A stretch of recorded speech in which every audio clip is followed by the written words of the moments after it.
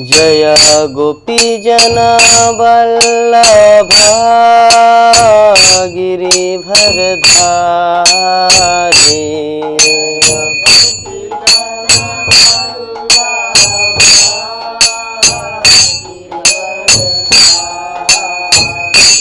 जय गोपीजन वल्लभा गिरिवरधारी।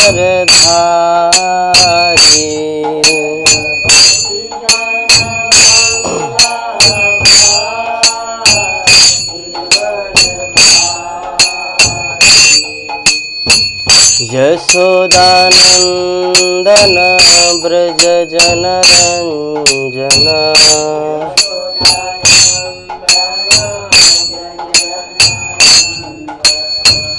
यशोदानंदन ब्रज जनरंजन।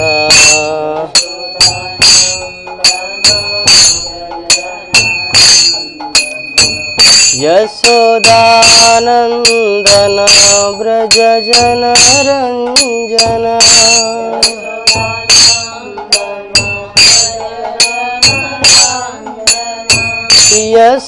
यशोदानंदन ब्रज जनरंजन।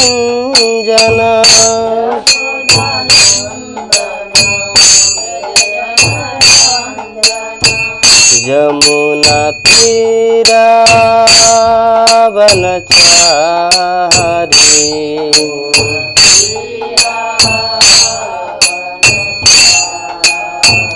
यमुना तीरावनचारी।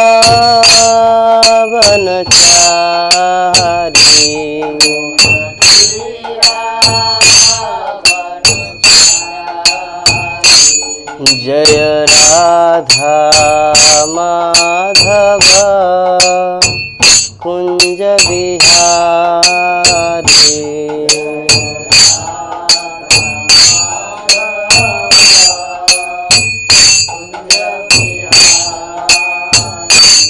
जय राधा माधव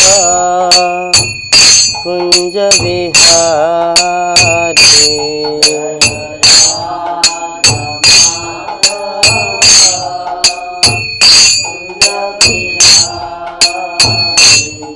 जय राधा माधव राधा माधव राधे।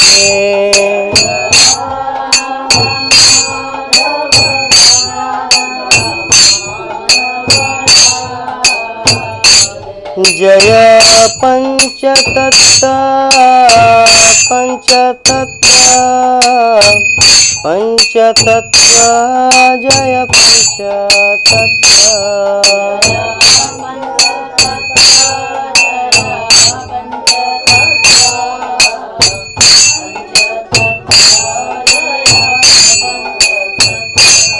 जय गौरनिताय गौरनिताय गौरनिताय। जय गौरनिताय।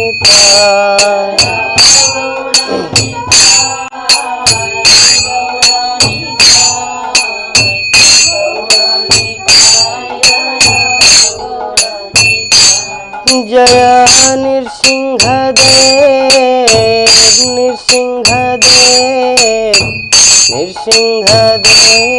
जय प्रहलाद महाराज।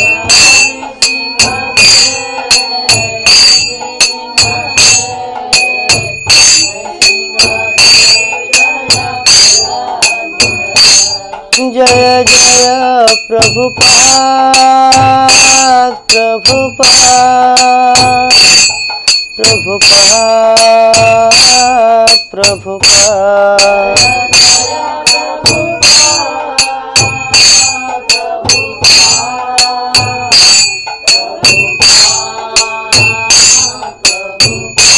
जय जय गुरुदेव गुरुदेव गुरुदेव गुरुदेव।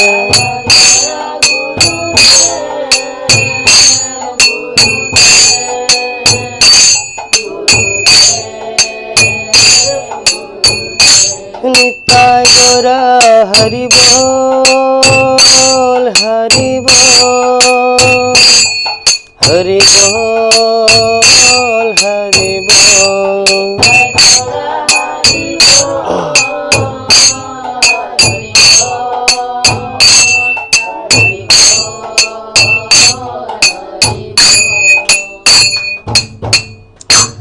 एवं विष्णुपाद परमहंस परिवार जगाचार्य अष्टोत्तर शतश्रेष्ठी भक्तिवेदांत स्वामी जगतगुरु श्रील प्रभुपाद की, श्रील भक्ति सिद्धांत सरस्वती ठाकुर गोस्वामी महाराज की, श्रील गौर किशोर दास बाबा जी महाराज की, सच्चिदानंद श्रील भक्ति विनोद ठाकुर की, वैष्णव सार्वभौम श्रील जगन्नाथ दास बाबा जी महाराज की, जयरूप सनातन भट्ट रघुनाथ श्री जीव गोपाल भट्ट दास रघुनाथ सड़ गोस्वामी प्रभुगान की, नामाचार्य श्री हरिदास ठाकुर की, प्रेम से कहो श्री कृष्ण चैतन्य प्रभु नित्यानंद श्री अद्वैत गदाधर शिवासादि गौर भक्तबिंद की, श्री श्री राधा कृष्ण गोप गोपीनाथ श्याम कुंड राधा कुंड गिरवी गोवर्धन की, वृंदावन मथुरा धाम की, श्री श्री जगन्नाथपुरी धाम की, जगन्नाथ बलदेव सुभद्रा महारानी की, श्री श्री मायापुर नवद्वीप धाम की, गंगा माई जमुना माई की, भक्ति देवी तुलसी महारानी की, अनंत कोटि वैष्णव भक्तबिंद की, समवेत गौर भक्तबिंद की,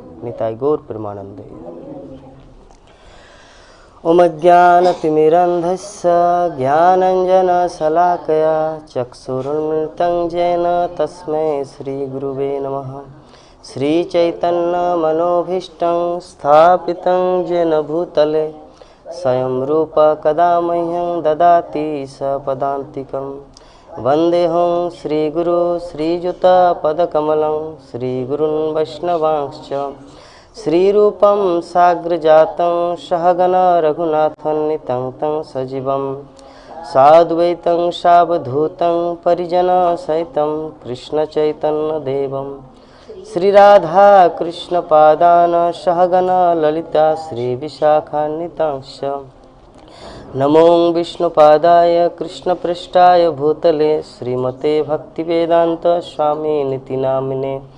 नमस्ते सरस्वती देवे गौरवाणी प्रचारिणे निर्विशेष शून्यवादी पाश्चात्यदेशतारिणे। वाञ्छाकल्पतरुभ्यश्च कृपा सिन्धुभ्येव च पतितानां पावनेभ्यो वैष्णवेभ्यो नमो नमः।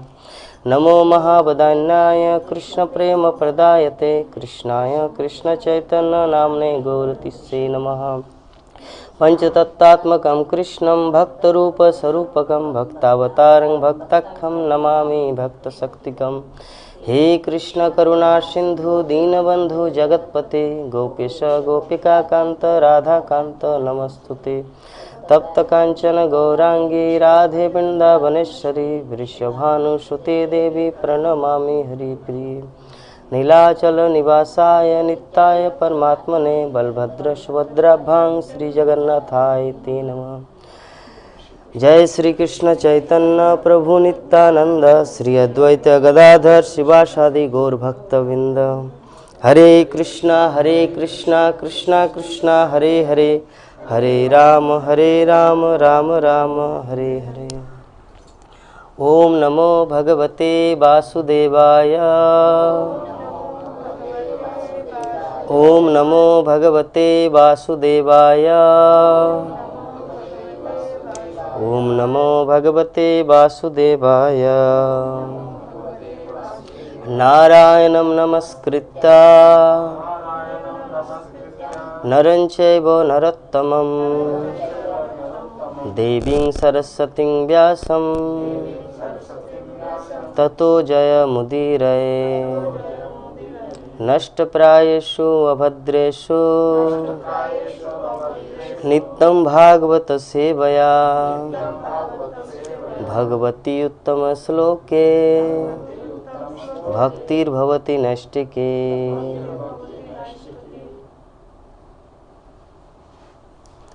हरे कृष्ण। उपस्थित सभी वैष्णव भक्तों के श्री चरणों में मेरा दंडवत प्रणाम। वांछा कल्पतरुभ्यश्च कृपा सिंधुभ्यो पतितानां।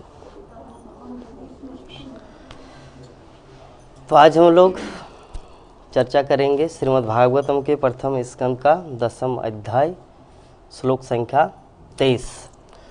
तो मैं पहले उच्चारण करूंगा, उसके पीछे पीछे आप लोग दोहराएंगे। सवा अयं जत्पमवत्र सूरयो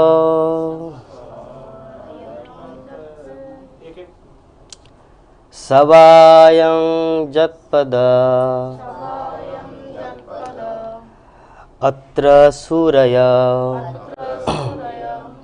जितेन्द्रिय निर्जितात्मा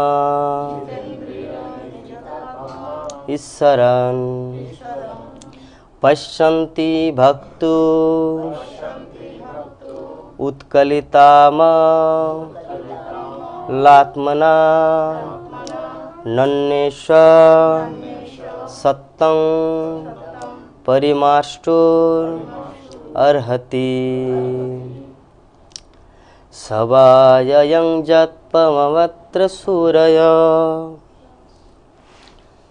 बोलिए, सवायं जत्पमवत्र सूरय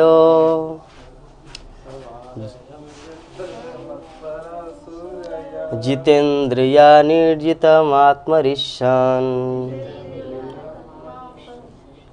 पश्यन्ति भक्तोत्कलिमात्मलात्मना नन्वेष सत्तं परिमाष्टुमर्हति। प्रभु जी बोलेंगे आप? 23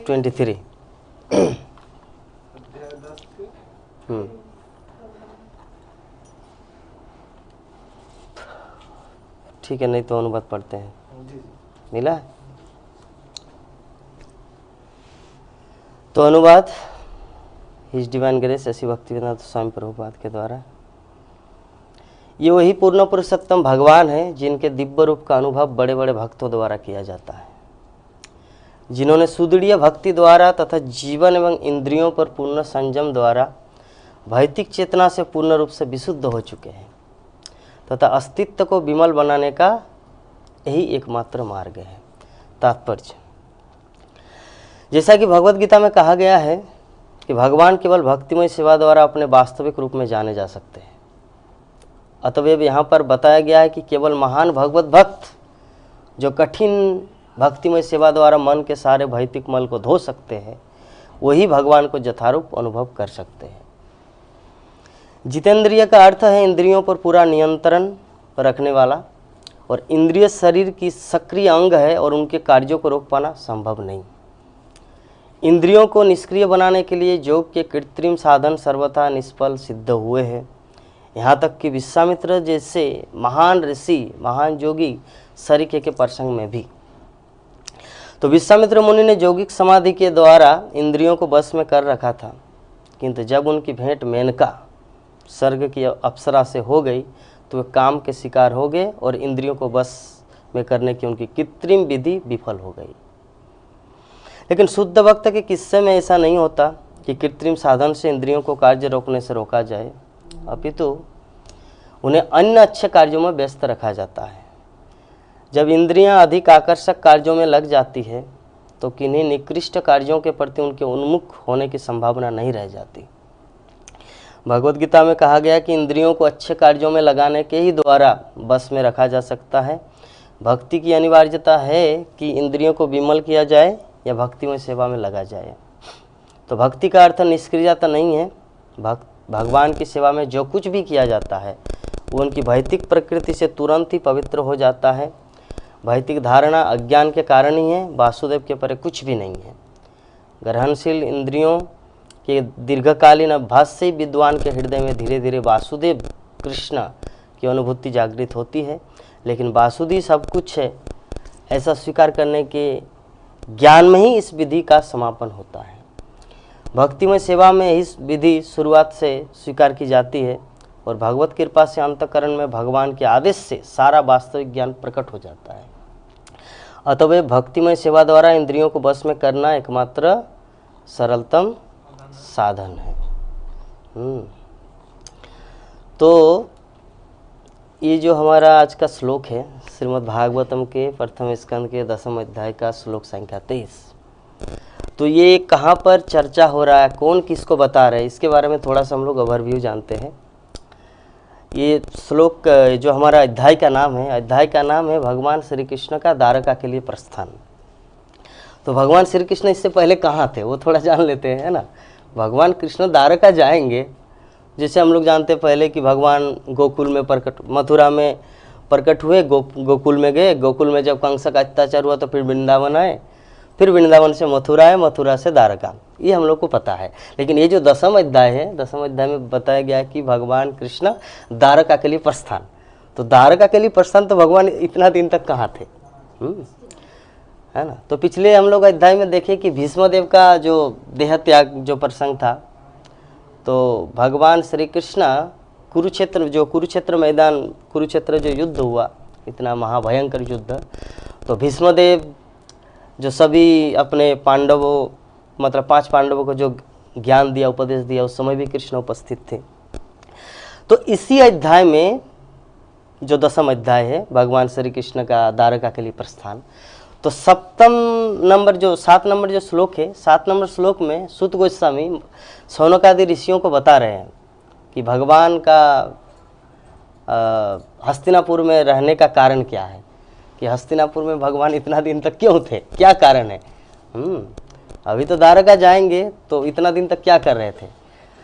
तो सूत गोस्वामी शौनकादि ऋषियों को बता रहे कि उसिता हस्तिनापुरे मासन कतिपयान हरि सुहृदाम च विशोकाय ससुश्च प्रिय कामया।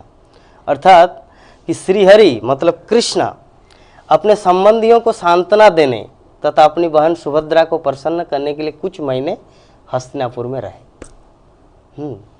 हस्तिनापुर में किस लिए रहे, 2 चीज़ यहाँ पे उल्लेख आता है। एक, अपने प्रियजनों को सांत्वना देने के लिए, क्योंकि जो महान व्यक्ति होता है ना, तो वो जब तक सामने रहता है तो उनकी उपस्थिति में हम लोग को इंस्पिरेशन मिलता है, प्रेरणा मिलती है कुछ भी करने के लिए। जैसे उदाहरण स्वरूप हमारे मायापुर धाम की बात है, श्रीमद जयपताका गोस्वामी गुरु महाराज जब मायापुर में रहते हैं तो सभी भक्तों के हृदय में एक उल्लास रहता है। श्रीमद भक्ति चारू स्वामी गुरु महाराज जब रहते हैं 3 दिन 4 दिन जो भी है, ऐसे में तो सन्यासियों का 3 दिन एक जगह रहना है, लेकिन फिर भी गुरु महाराज जो 3 दिन ही रहते हैं तो उसमें भक्तों के हृदय में इतना उल्लास, जैसे मेला लग जाता है, उत्सव। तो यही जो महान भक्त होते हैं या मतलब भगवान या महान व्यक्ति, उसकी उपस्थिति में व्यक्ति को प्रेरणा मिलती है कि क्या करना चाहिए क्या नहीं करना चाहिए। तो सांत्वना शब्द यहाँ पर आया है कि सांत्वना देने के लिए सूत गोस्वामी शौनकादि ऋषियों को बता रहे हैं, 88,000 ऋषि मुनियों को नैमिषारण्य के तट पर, कि भगवान श्री कृष्ण हस्तिनापुर में इसीलिए रहे कुछ महीने अपनी बहन। ऐसे में जब कोई लड़की का शादी होता है तो शादी होने के अगर लड़की मतलब बहन अगर अकेले चले जाए, अगर कोई भाई बहन साथ में न रहे तो अकेला फील करते हैं, है ना। तो इसीलिए सुभद्रा के मन को बहलाने के लिए, उनको प्रसन्न करने के लिए भगवान कृष्ण वहाँ पे 3 महीना था। यह विषय 2 चीज, हाँ, इसीलिए क्योंकि वो तो अभी ऐसे परिस्थिति में है जैसे लोग सुसाइड कब करता है, आत्महत्या कब करते हैं, जब वो कहीं पर आर पार कोई उसको इंस्पिरेशन मिलता नहीं। जैसे मान लीजिए उनका एक पुत्र है, एक एग्जाम्पल, कोई एक माता है, उनका पुत्र है, उनका पति भी मर गया है।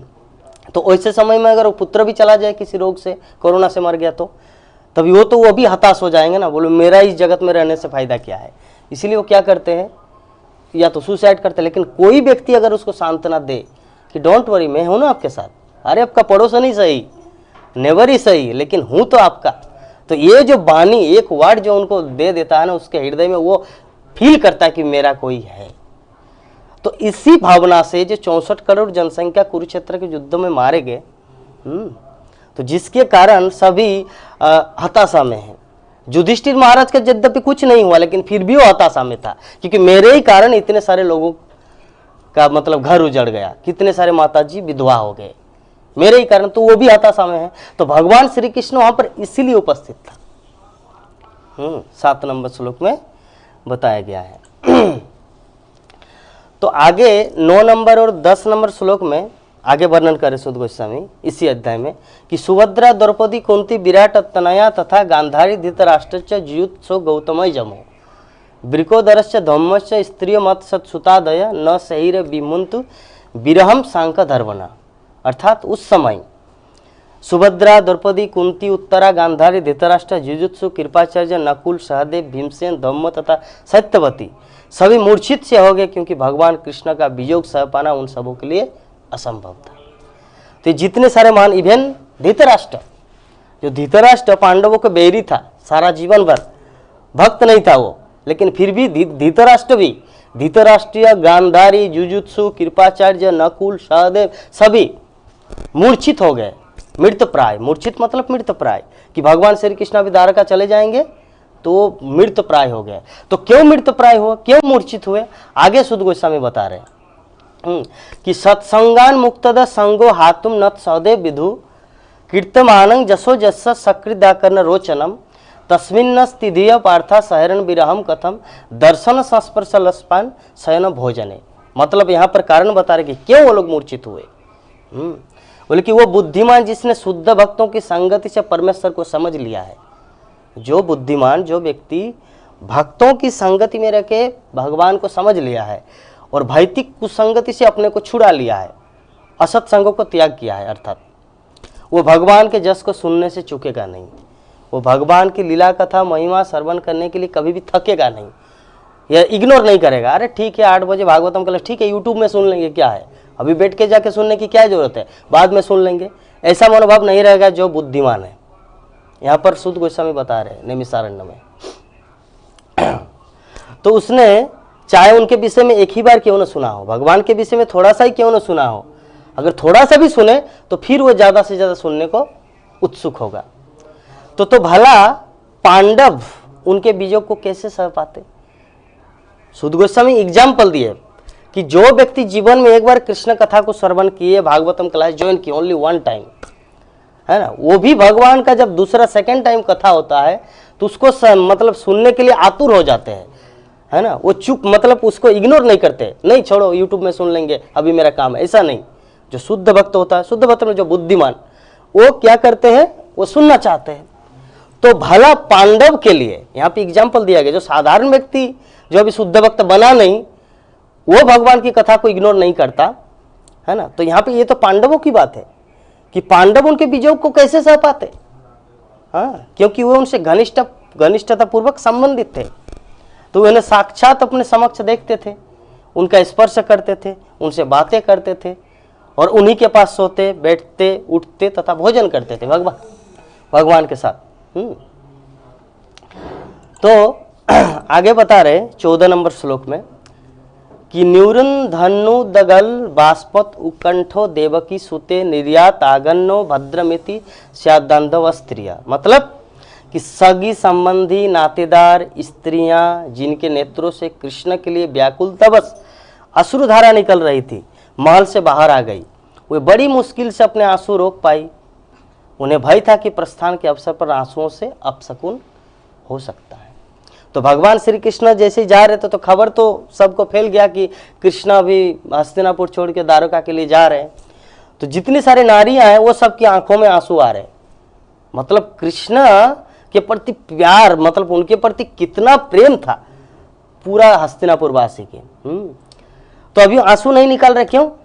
क्योंकि आंसू निकालने से अमंगल होता है, अपशकुन होता है, इसीलिए वो लोग कंट्रोल किए। हस्तिनापुर के जितने सारे नारी माताजी लोग वो सभी अपने आंसू को कंट्रोल किए। आगे 20 नंबर श्लोक में बताया गया है कि अनन्योन्नमासित संजल्प उत्तम श्लोको चेतसाम कौरवेंद्र पुरस्त्रीनाम सर्वश्रुति मनोहर। कि चुने हुए छंदों से जिनकी स्तुति की जाती है, इससे भगवान के दिव्य गुणों के विचार में डूबी हस्तिनापुर के सभी घरों की छतों पर चढ़ी हुई स्त्रियां उनके विषय में बातें करने लगी। ये बातें वैदिक स्त्रोतों से कहीं अधिक आकर्षक थी। तो ये जो श्लोक अभी 20 नंबर श्लोक में जो बताया गया है, सुध गोस्वामी बता रहे एक पूरा अध्याय का सार बता रहे कि जब वो लोग रो रहे थे कि भगवान क्यों चले जा रहे और कुछ दिन ठहर जाते तो अच्छा होता। जैसे प्रभुपाद के जीवन में भी ऐसा हुआ, जब श्रील प्रभुपाद सेंट फ्रांसिस्को में थे, तो सेंट फ्रांसिस्को में जब उनका अंतिम कि वृंदावन आएंगे और अपना देह त्याग करेंगे, उस समय की बात है। तो श्रील प्रभुपाद, ये बहुत सुंदर व्याख्यान किया गया है श्रील प्रभुपाद लीलामृत में सतस्वरूप दास गोस्वामी के द्वारा। तो श्रील प्रभुपाद वो सैन फ्रांसिस्को छोड़ के इंडिया आएगा वृंदावन में शरीर त्याग करेंगे। श्रील प्रभुपाद को पूरा कंफर्म है। जो त्रिकालदर्शी होता है उसको पता है कि मैं कब शरीर को छोड़ेंगे, मेरा कब मृत्यु होगा, लाइक दैट एवरीथिंग उनको पता रहता है। तो श्रील प्रभुपाद सभी भक्तों को बोले कि अभी तो हम चले जाएंगे। तो वो सभी भक्तगण को आभास हुआ कि शायद श्रील प्रभुपाद यहाँ पर कभी नहीं आएंगे, है ना। उनको आभास हो गया। कुछ कुछ चीज़ होता है ना जो आभास हो जाता है। जैसे एग्जाम्पल के तौर पर सुभद्रा का विवाह प्रसंग लेते हैं। जो भगवान श्री कृष्ण का प्लान किया था सुभद्रा को लेकर, कि सुभद्रा को बोले कि ये सुभद्रा, बलराम तो बड़े भैया है, उनके खिलाफ तो मैं जा नहीं सकता, और अर्जुन के साथ आपका प्यार है, उनके साथ आपका प्रेम है, और बलराम ने दुर्योधन को वादा किया है, वचन दिया है कि मेरी बहन की शादी तुम्हारे साथ करा दूंगा। बलराम ने वचन देके आया है आपका कौन सा जगह, हस्तिनापुर से वचन देके आया है। तो धारक में ऐसी बात है। और इधर अर्जुन के साथ सुभद्रा का प्रेम हो चुका है। तो अभी कृष्ण को ये सब बताया कि बलराम बोले, बलराम तो बड़े भाई है और घर का गार्जियन है, वो जो कुछ बोले उसका तो खिलाफ तो कोई जा नहीं सकता। यद्यपि कृष्ण परम पुरुषोत्तम भगवान है, लेकिन लीला तो निभा रहे छोटे भाई का। तो अभी सुभद्रा को बोले एक काम करो सुभद्रा, तुम अर्जुन को बोलना है कि अर्जुन रथ को रेडी रखेगा, भागने का प्लान, किडनैपिंग, और ये मेरी बहन जो है सुभद्रा, ये गौरी मंदिर जाने के प्लान से हम सबसे आशीर्वाद ले लेंगे। तो बलराम है, रुक्मिणी है, कृष्णा है, वहाँ पे सभी उपस्थित है। तो सुभद्रा अब साड़ी वगैरह जो कुछ पहनना सब पहन लिए। उसका उद्देश्य क्या है? गौरी मंदिर जाके पूजा करना नहीं, उनका उद्देश्य है अर्जुन के साथ भागना। ठीक है। तो बलराम को प्रणाम किए। तो बलराम ने कृष्ण को बोला, अच्छा कृष्ण, मुझे एक चीज आभास हो रहा है कि सुभद्रा जैसे हमेशा के लिए हमारे मतलब छोड़ के चले जा रहे। तो बलराम को ये चीज आभास हो गया।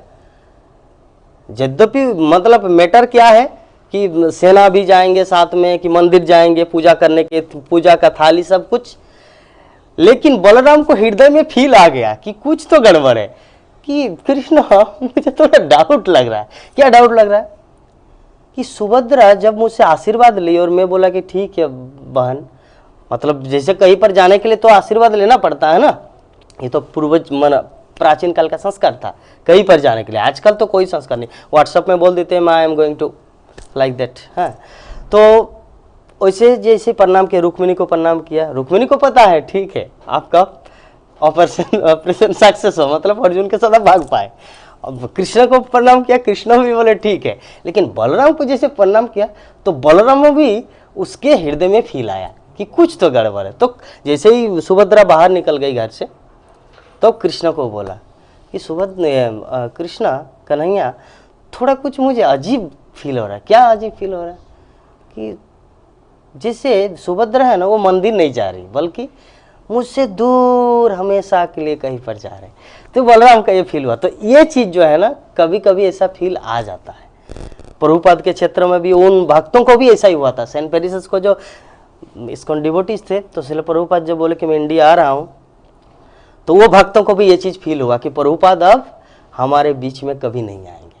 1977 की बात है ना, हमारे बीच में श्रील प्रभुपाद और कभी नहीं आएंगे। तो ये फीलिंग कुछ कुछ क्षेत्रों में सबका होता है, चाहे ऑर्डिनरी पर्सन हो या भक्त हो या भगवान हो या बलराम हो या सेंट फ्रांसिस को डिवोटीज हो, यहाँ पे हस्तिनापुर के नारी, हर किसी भक्त के अंदर ये कुछ कुछ हृदय का फीलिंग होता है। तो जितने सारे माताजी है, जितने सारे द्वारका की नारियां हैं, वो सब छत पे चढ़ गई और छत पे चढ़ के पुष्पों की वर्षा करने लगी, क्योंकि भगवान जा रहे अभी हस्तिनापुर की ओर। तो हस्तिनापुर की ओर जा रहे, तो अभी वो सभी आपस में बात कर रहे, डिस्कशन कर रहे कि ये देखिए कृष्ण कितने सुंदर है, ये देखिए कृष्ण ने ऐसा ऐसा किया। सब ने अपना अपना अनुभव व्यक्त करे। तो आज का जो श्लोक है हमारा 23 नंबर श्लोक, कि सभायम जत्मत्र सूरय जितेंद्रिय निर्जितमाश्रिण पश्यन्ति भक्तुत कलिन्मत आत्मना नस्ते सत्तं परिमाष्टु भजति। अर्थात कि क्या बता रहे, हे सखियों, मतलब अपने जो सहचरी है उन सबको बता रहे। जैसे मान लीजिए यहाँ पे 4-5 माता जी, आप लोग आपस में बात करेंगे कि प्रभुपाद ऐसे थे, प्रभुपाद ने ऐसे किया, लाइक दैट है। गुरु महाराज ऐसे थे, ऐसे ऐसे, ये जो बातचीत होता है कॉन्वर्सेशन। तो वैसे ही जब भगवान श्री कृष्ण सड़क पे चल रहे और तो छत के ऊपर ये नारियां बात करी, तो क्या बात कर रहे हैं, आज का श्लोक है वो, कि ये मतलब कृष्णा, ये वही पूर्ण पुरुषोत्तम भगवान है जिनके दिव्य रूप का अनुभव बड़े बड़े भक्तों द्वारा किया जाता है। हाँ, ये कोई साधारण द्वारका का राजा धीराज नहीं है। ये कौन है, ये वही पूर्ण पुरुषोत्तम भगवान है जिनके दिव्य रूप का अनुभव बड़े बड़े भक्तों द्वारा किया जाता है। ब्रह्म संहिता में ब्रह्मा जी बोल रहे कि प्रेमांजन छुरित भक्ति विलोचन है ना, संत सदैव हृदयसु विलोकयन्ति, मतलब प्रेम रूपी अंजन के द्वारा भक्तगण क्या करते हैं, संत सदैव हृदयसु विलोकयन्ति, विलोकयन्ति मतलब देखना। संतगण हमेशा भगवान को देखते हैं, कैसे, प्रेम रूपी अंजन से, संत सदैव हृदयसु विलोकयन्ति। तो यही अनुभव यहाँ पर द्वारका की नारियां कर रही है कि ये कोई साधारण व्यक्ति नहीं है, ये वही पूर्ण पुरुषोत्तम भगवान है जिनका दिव्य रूप का अनुभव बड़े बड़े भक्तों द्वारा किया जाता है ना। अभी यहाँ पे बड़े बड़े भक्तों द्वारा क्यों संबोधित किया गया है, बड़े बड़े भक्तों का उद्देश्य ये कि महान भक्तगण, बहुत सारे भक्तगण होते हैं, जैसे कोई भक्ति जीवन में 5 दिन हुआ, कोई भक्ति जीवन में 5 महीना हुआ, कोई भक्ति जीवन में 10 महीना हुआ, कोई भक्ति जीवन में 20 साल हुआ, अलग अलग है ना, और कोई भक्ति जीवन में शुद्ध भक्त बन गए हैं। तो यहाँ पर शब्द आया शुद्ध भक्त, ये कोई साधारण व्यक्ति नहीं है, वही शुद्ध भक्तगण भगवान कृष्ण को उनके दिव्य रूप का अनुभव कर पाते हैं। तो आगे बताए कि जिन्होंने सुदृढ़ भक्ति द्वारा तथा अपने जीवन एवं इंद्रियों पर पूर्ण संयम द्वारा भौतिक चेतना से पूर्ण रूप से शुद्ध हो चुके हैं। कि कौन व्यक्ति भगवान के दिव्य रूप का दर्शन कर पाते हैं, यहाँ पर बताया गया है। द्वारका की नारियां यहाँ पर अपना अनुभव व्यक्त कर रही है कि जिनका भक्ति जिन्हें सुदृढ़ है, दृढ़ मतलब हम लोग जाते हैं डिटर्मिनेशन, कि 16 माला जप करने मतलब ठीक है, बुखार आए, कोरोना आया, हर परिस्थिति में मुझे 16 माला जप करना, ये मेरे गुरुदेव का आदेश है, दैट्स कॉल्ड सुदृढ़। हाँ, तो इसीलिए यहाँ पर बताया कि सुदृढ़ भक्ति द्वारा और जीवन में इंद्रियों को पूर्ण संयम द्वारा, हमारे जीवन में संयम करना पड़ता है हर क्षेत्र में। हम लोग ट्रेन में कहीं पर जाते हैं, है ना, भूख लगता है, यद्यपि चना बेचते हैं, भीगा चना, ठीक है, प्याज अलग रहेगा, मुझे इसे ही दे दो, लेकिन वो भी नहीं चलेगा, ये है संयम। बोलेंगे नहीं मैं निरामिष हूँ, आप मुझे प्याज वाला मत दो, है ना, लेकिन वो भी नहीं चलेगा। यही है संयम, हर परिस्थिति में हम लोग को संयम करना पड़ता है। ठीक है, निर्जला एकादशी के दिन में, अरे ठीक है, निर्जला एकादशी के दिन में हम पानी पी लेते हैं थोड़ा, ऐसा कुछ कॉम्प्रोमाइज नहीं चलेगा। यहाँ पर बताए कि कौन व्यक्ति भगवान के दिव्य रूप का दर्शन कर पाएगा। पहला चीज सुदृढ़ भक्ति, डिटर्मिनेशन, गुरुदेव के आदेश को 100% फॉलो करना है।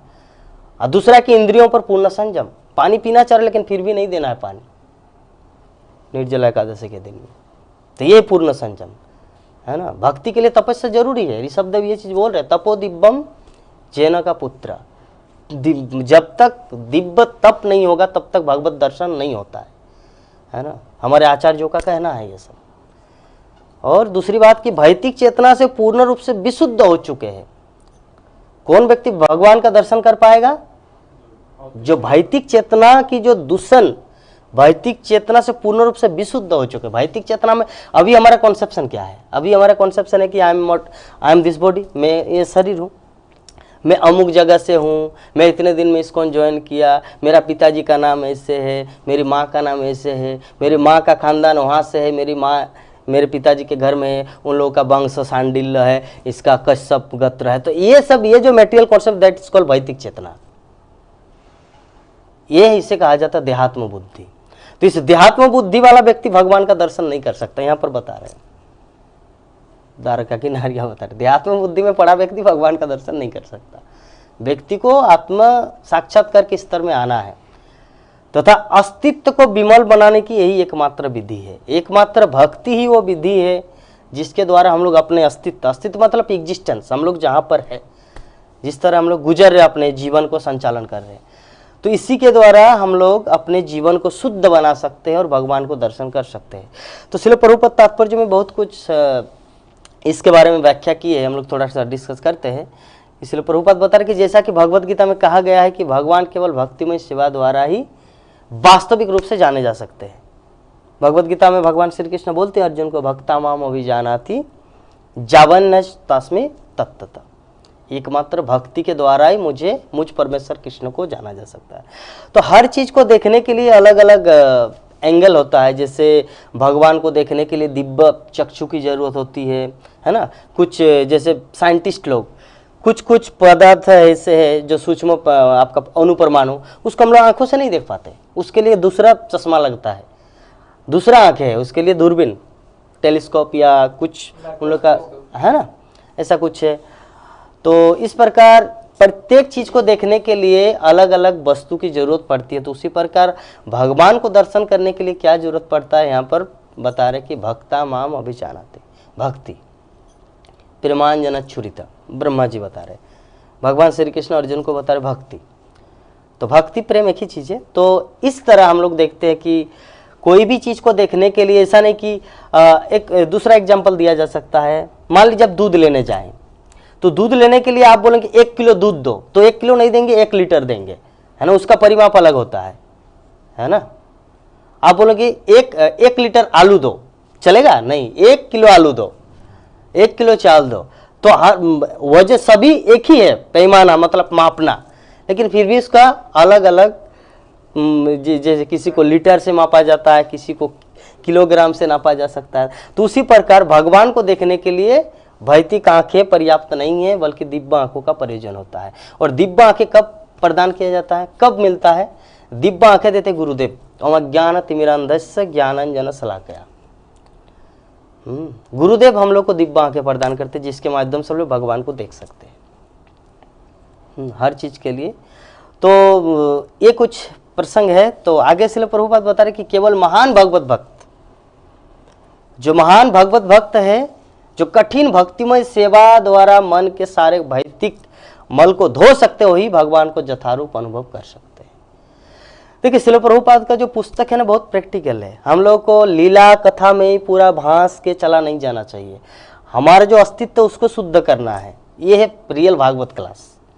ऐसा नहीं कि चलिए हाँ कृष्ण ने पुतना को मारा, फिर तिन्नावर्त आया, फिर धेनुकासुर आया, ऐसे लीला में ठीक है, लीला अच्छा है, लेकिन लीला का हृदयंगम कब होगा? जब हमारा मन, जब हमारा हृदय शुद्ध होगा, चित्त शुद्ध होगा। तो चित्त शुद्धिकरण के लिए हमारे आचार्य द्वारा कुछ टेक्निक दिया गया है। ये सब टेक्निक है प्रभुपाद का भक्ति वेदांत तात्पर्य, ये टेक्निक जिसके माध्यम से हम लोग शुद्ध भक्त बन सकते हैं। हाँ, शुद्ध भक्त जब तक नहीं बनेंगे तब तक तो भगवान का दर्शन होगा नहीं है। और शुद्ध भक्त बनने के लिए हम लोग को ये नियमित जो प्रैक्टिस, जो कुछ अभ्यास दिया गया, मंगल आरती करना, 16 माला का जप करना, दर्शन आरती करना, भागवतम क्लास अटेंड करना, और जिस भक्त समाज में हम लोग रहते हैं वो वैष्णव सदाचार को पालन करना, ये कुछ विधि है। इसको अगर हम लोग इग्नोर करेंगे, मान लीजिए जब 16 माला नहीं 64 माला जप करते हैं, लेकिन भागवतम क्लास में नहीं आते, है ना, तो श्रील प्रभुपाद बोलते हैं कि गुरु अवज्ञा, जो 10 विध नाम अपराध है, उनमें से सेकंड अपराध है गुरु अवज्ञा। अभी पूछ सकते प्रभु जी इसमें गुरु अवज्ञा कैसे हुआ? गुरुदेव तो बोले ज्यादा जप करने के लिए, मैं भागवतम क्लास में नहीं आता, तो इसमें गुरु अवज्ञा कैसे हुआ? यस हुआ। भक्ति वेदांत तात्पर्य श्रील प्रभुपाद रात जग जग कर तात्पर्य को बनाए हैं, और हम डायरेक्ट इसको इग्नोर करते हैं, नहीं मुझे नहीं पढ़ना, मुझे जप करना है। तो इसका मतलब हम भक्ति नहीं कर रहे, सेंस ग्रेटिफिकेशन कर रहे हैं, इंद्रिय तृप्ति। क्योंकि भक्ति जो ऐसा है कि भक्ति रसम सिंधु में रूप गोस्वामी बता रहे कि श्रुति स्मृति पुराणादि पंचरात्रिक विधिंग बिना एकांत की हरि भक्ति उत्पात एवं कल्पते। कि श्रुति शास्त्र, आचार्य, गुरुदेव, वैष्णव समाज जो कुछ हम लोग को रूल्स रेगुलेशन दिए हैं, अगर उसको हम लोग नहीं पालन करते, अपने मनगढ़ंत कुछ एक भक्ति करते, एकांत की हरि भक्ति उत्पात है, वो डिस्टर्बेंस है समाज के लिए। ऐसे भक्ति जो है ना, वो समाज के लिए डिस्टर्बेंस है, उत्पात करते हैं। तो ऐसे व्यक्ति से, ऐसे भक्ति से हमारे जीवन में कुछ होने वाला नहीं है। इसीलिए भक्ति को हम लोग को सुदृढ़ करना है। सुदृढ़ मतलब साधु शास्त्र गुरु वाक्य, ये 3 चीज को फॉलो करना है। मान लीजिए कि आपका गुरुदेव आदेश दिए है कि जगन्नाथ तुम मायापुर के जो जितने सारे भक्तगण आएंगे उसको एक एक बुक देना भगवत गीता, मेरे गुरुदेव आदेश दिए है, ठीक है। और यहाँ पे अथॉरिटी बोले कि नहीं, अभी भगवत गीता ये मत करो, आप संकीर्तन डिपार्टमेंट में जाकर उसको प्रचार प्रसार करो, विभिन्न जगहों में जाओ, बस में जाकर ट्रेवलिंग करो। तो इसमें अभी दोनों को मुझे बैलेंस करना है, गुरुदेव की जो बात है उसको भी मुझे रक्षा करना है, हाँ, और जो अथॉरिटी जो आदेश दिए, साधु गुरु अथॉरिटी जो आदेश दिए उनको भी मुझे फॉलो करना है। तो ये अपना कुछ बुद्धि का प्रयोग करना चाहिए। जैसे अपना बुद्धि का प्रयोग कैसे किया जाता है, उदाहरण स्वरूप ऐसे में तो शास्त्रों में कहा गया कि अपना बुद्धि का प्रयोग करना ही नहीं चाहिए। गुरुमुख पद्मवाक्य चित्ते ते कोरियाक्य आर ना कोरियो मने आशा, गुरुदेव की जो वाणी है उसको एकदम चित्ते ते एक को, हाँ, नो ऑप्शन, दूसरा विकल्प नहीं होना चाहिए। आर ना कोरियो मन से, कोई दूसरा ऑप्शन ही नहीं है। लेकिन भक्ति सिद्धांत सरस्वती ठाकुर के जीवन में हम लोग देखते हैं, गौरकिशोर दास बाबा जी महाराज भक्ति सिद्धांत सरस्वती ठाकुर को बोले थे कलकत्ता मत जाना, कलकत्ता कली का अड्डा है ना। क्यों ऐसा बोले थे गौरकिशोर दास बाबा जी महाराज की? उनको पता है कि कलकत्ता ऐसा कली का अड्डा है, वहां पे जो भी जाएगा पतित हो जाएंगे। मैं जो इतना सुंदर आपको दीक्षा दिया विमल प्रसाद से, वार्षवानी देवी दासी, मतलब वार्षवानी देवी दैत दास जो नाम दिया, ये पूर्ण रूप से पतित हो जाएंगे कलकत्ता में, क्योंकि असत संघ है वहां पे तो साधु संघ है नहीं। इसीलिए क्या करना, तुम कलकत्ता मत जाना, उनके गुरुदेव का आदेश है। और श्रील भक्ति सिद्धांत सरस्वती ठाकुर 10 वर्ष तक यहाँ पे मासिरवाड़ी चैतन्य मठ, वहाँ पे 10 वर्ष तक हरिनाम जप किए। और जप करने के बाद पहला प्रचार वो कहाँ किया? मुंबई में, चेन्नई में, दिल्ली में, कहाँ गया? कलकत्ता। तो अभी कोई पूछ सकते हैं किस तरह का शिष्य है रे बाबा, गुरुदेव आदेश दिया और गुरुदेव के आदेश को उल्लंघन करके कलकत्ता में जाकर प्रचार शुरू किया? नहीं, ये है उत्तम शिष्य का लक्षण। जो उत्तम शिष्य होता है ना, वो गुरुदेव के भाव को समझता है, शब्द को नहीं। शब्द में वो बोल सकता है, लेकिन शब्द के अंदर क्या भाव छुपा है उसको वो समझ गए।